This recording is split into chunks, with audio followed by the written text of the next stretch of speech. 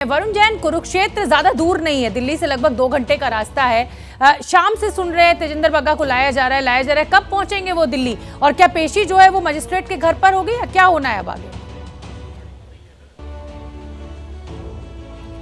देखिए, बिल्कुल जो हमारे सूत्र बता रहे हैं वो दिल्ली में एंटर कर चुके हैं और क्योंकि द्वारका कोर्ट इस समय बंद हो चुका है, शाम के 6 बज चुके हैं, तो इसलिए जो ड्यूटी एमएम है वो गुरुग्राम रहती है, गुरुग्राम स्थित उनके घर पर है, वहाँ पर उनकी पेशी की जाएगी। तो कुछ ही देर के अंदर जो बग्गा है उनको लेकर ड्यूटी एमएम के घर पर पहुँच जाएगी पुलिस। वहाँ पर उसके बाद उन जज के सामने उन्हें पेश किया जाएगा, उनके जो बयान है वो भी वहाँ पर दर्ज होंगे और उसके बाद मेडिकल होगा। तो कुछ देर की ये बात है, दिल्ली एंटर कर चुकी है पुलिस और किसी भी वक्त गुरुग्राम पहुँच सकती है। जी, बहुत बहुत धन्यवाद वरुण जैन इस पूरी जानकारी के लिए और नजर बना के रखिए, जैसे कोई अपडेट होगा मैं फिर आपका रुख करूंगी। तो जिन बग्गा को लेकर देश की सियासत में बवाल मचा हुआ है वो तेजिंदर बग्गा हैं कौन, बग्गा कैसे बन गए? आज की तारीख में बीजेपी के सियासी बाउंसर हैं, लेकिन बग्गा का विवादों से भी पुराना नाता रहा है और इसी वजह से विरोधी बग्गा को विवादों का बादशाह भी कहते हैं। तो चलिए जानते हैं कि कौन है बग्गा और उनका विवादों से आखिर क्या है नाता।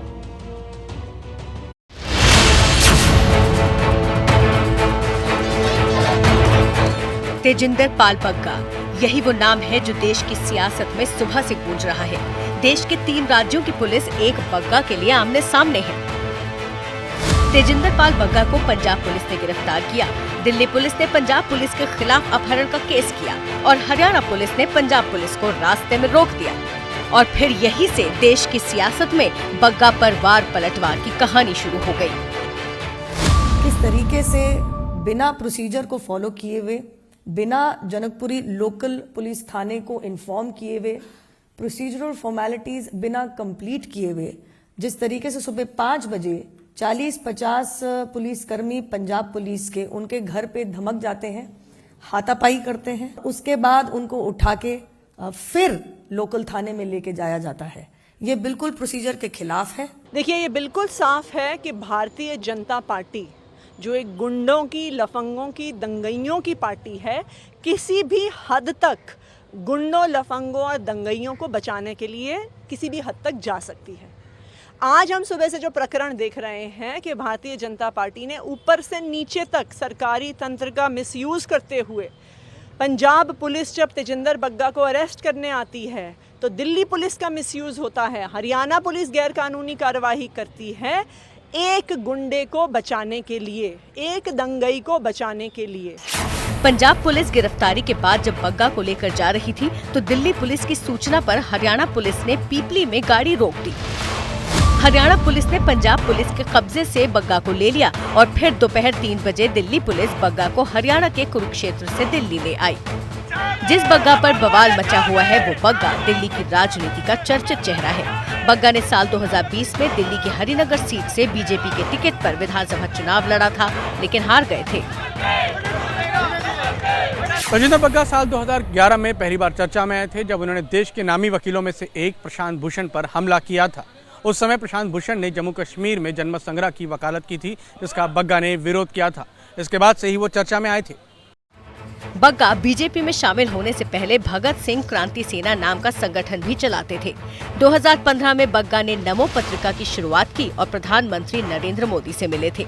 इसके बाद साल 2017 में जब दिल्ली में एमसीडी का चुनाव हो रहा था तब बग्गा को बीजेपी ने पार्टी में शामिल कर लिया। बग्गा उस साल दिल्ली बीजेपी के प्रवक्ता बनाए गए थे, लेकिन सोशल मीडिया पर विवादित बयान और अपनी सामाजिक सक्रियता की वजह से बग्गा दिल्ली में बीजेपी की राजनीति का चमकता चेहरा बन गए। अभी तेजिंदर पाल बग्गा बीजेपी युवा मोर्चा के राष्ट्रीय सचिव हैं और सड़क से लेकर सोशल मीडिया तक अरविंद केजरीवाल के खिलाफ लिखते बोलते रहे हैं। केजरीवाल के खिलाफ पोस्टर लगाना हो या फिर सोशल मीडिया पर घेरना, बग्गा इस मामले में सबसे आगे रहते हैं और इस बार गिरफ्तारी की वजह भी अरविंद केजरीवाल ही है।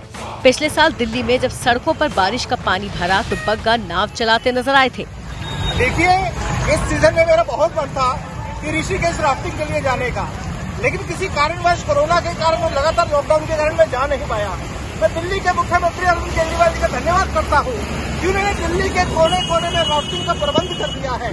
अरविंद केजरीवाल जी से आग्रह करता हूं कि जिस तरीके से वो हर बोर्ड लगाते हैं, ये भी पूरी दिल्ली में बोर्ड लगाए। और अरविंद केजरीवाल जी को कहना चाहता हूं, केजरीवाल जी बोर्ड कर दी। इस तरह की राजनीतिक घटनाओं ने बग्गा को अपनी पार्टी में हीरो बना दिया।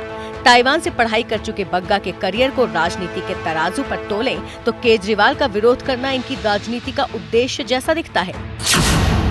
पिछले दिनों कश्मीर फाइल्स फिल्म को लेकर जब देश में चर्चा हो रही थी, उस दौरान केजरीवाल ने एक बयान दिया था और उसी बयान के विरोध में बग्गा ने विवादित बातें कही, जिसको लेकर पंजाब में केस दर्ज हुआ, जिसके बाद पंजाब पुलिस उन्हें गिरफ्तार करके ले गई थी।